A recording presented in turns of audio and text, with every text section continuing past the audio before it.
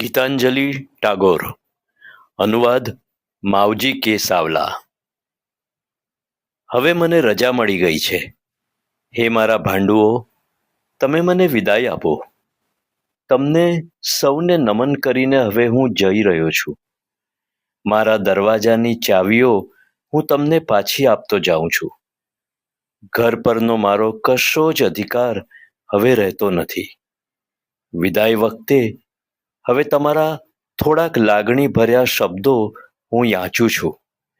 ઘણો લાંબો સમય આપણે નજીક રહ્યા, પરંતુ તમે મને જેટલું આપ્યું એટલું હું તમને આપી ન શક્યો.